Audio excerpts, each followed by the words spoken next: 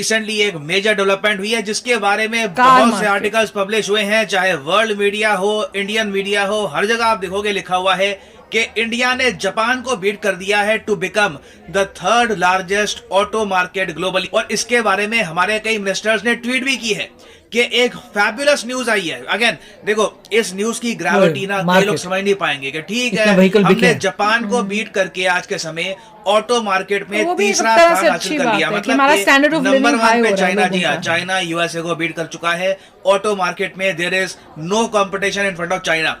China number 1 पे, number 2 पे USA, number 3 पे आ गया इंडिया। इसमें स्पेशल बात क्या है? How does it impact us? India को इससे जियोपॉलिटिकली बेनिफिट कैसे होगा? देखो, पहली बात तो नोटिस करो, यहाँ पर लिखा है कि having sold 42.5 lakh new vehicles in 2022 with the sales expected to surge even further. Possibility है कि शायद इंडिया 50 लाख गाड़ियां बेच दे सिर्फ इसी साल। तो इसका मतलब ये होगा कि Bharat global automobile sales industry, जो अपने आप में एक बहुत बड़ी इंडस्ट्री है, 3.8 ट्रिलियन डॉलर्स की, जी हाँ 3.8 ट्रिलियन यूएस डॉलर्स, जितनी भारत की इकोनॉमी नहीं है ना, उतनी दुनिया भर में ऑटो इंडस्ट्री है। जब मैं कहता हूं ऑटो इंडस्ट्री तो यहाँ पे प्राइमरली हम बात कर रहे हैं कार्स की। और ऑटो इंडस्ट्री देखिए एक ऐसी इंडस्ट्री है जो खुद तो जॉब्स प्रोड्यूस करती है मगर इनडायरेक्टली भी क्रिएट करती है बहुत सारी नौकरियां। फॉर एग्जांपल, जब आप देखोगे कार्स को असेंबल किया जाता है फैक्ट्री में, कई वर्कर्स वहां पे होते हैं, कुछ मशीन्स को ऑपरेट करते हैं, कुछ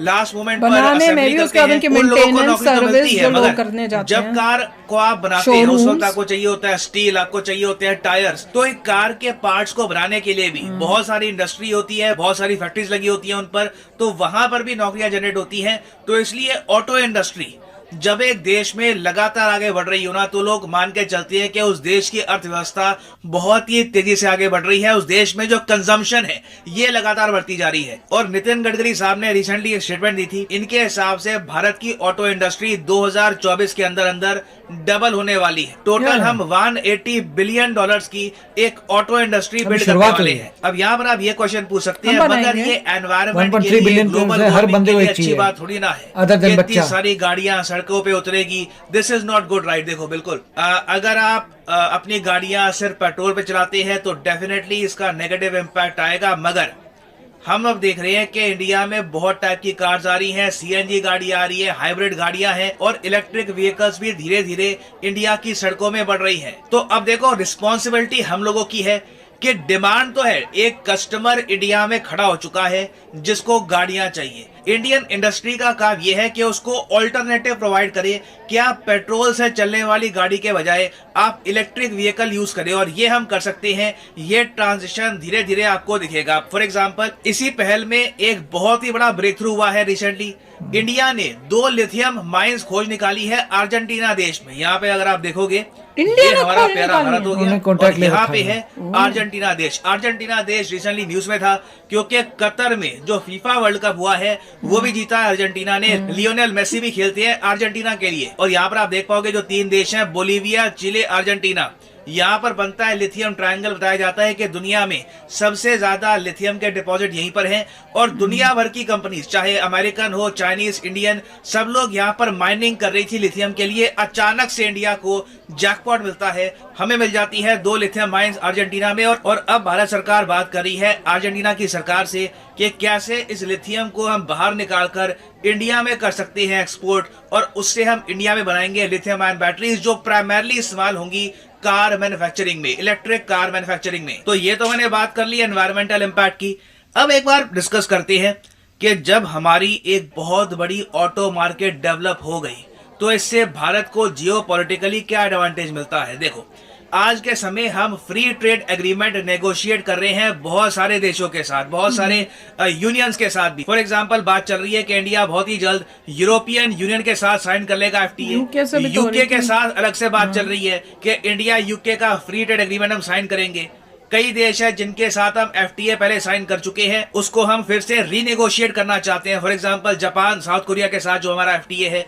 फिर ये भी बात चल रही है कि यूएसए के साथ भी इंडिया एक ट्रेड एग्रीमेंट कर सकता है साइन। तो आप इमेजिन करिए कि जब इंडिया की टीम बैठेगी नेगोशिएट करने के लिए एक फ्री ट्रेड एग्रीमेंट के बारे में, तब इंडिया के पास लेवरेज होगी। इंडिया कॉन्फिडेंटली कह सकता है कि देखो, हम आपको देंगे एक्सेस दुनिया के तीसरे सबसे बड़े कार मार्केट का, उसके बदले में आप हमको क्या दे रहे हो। तो पॉसिबिलिटी है कि आने वाले फ्री ट्रेड एग्रीमेंट में बहुत सारे कंसेशंस इंडिया को मिले, क्योंकि हर देश चाहेगा कि उनकी कंपनियों को एक्सेस मिले इंडियन मार्केट का। फिर एक ऑब्वियस बात यहाँ पर यह भी है कि जो इंडियन ब्रांड है, टाटा हो गया, महिंद्रा है, इनको भी ग्रो करने की एक बहुत बड़ी अपॉर्चुनिटी मिलती है, क्योंकि इंडिया का ऑटो सेक्टर आप अगर देखोगे तो आज भी बहुत ही ज्यादा प्रोटेक्टेड है। बाहर से जो गाड़ियां इंपोर्ट होती है इंडिया में, उन पे हम लगाते हैं बहुत सारा टैरिफ। तो जो इंडियन कंपनियां हैं उनको एक बड़ा एडवांटेज ये मिलता है कि वो इंडियन मार्केट से ही ग्रो कर सकती हैं, पैसा कमा सकती हैं, फिर उस पैसे का इस्तेमाल कर सकती हैं रिसर्च एंड डेवलपमेंट में,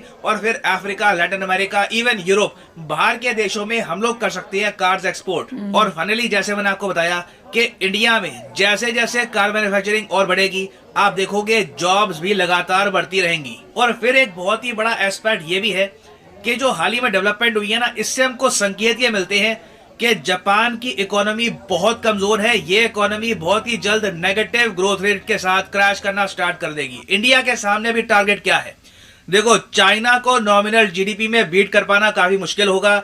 हमारा टारगेट है अभी 3rd पोजीशन, जर्मनी और जापान को हराना है हमको। जर्मनी को हम मान के चल रहे हैं कि आराम से हम 2025-26 के आसपास हरा देंगे। India will become the 4th largest economy in the world. Nominal GDP की मैं बात कर रहा हूं।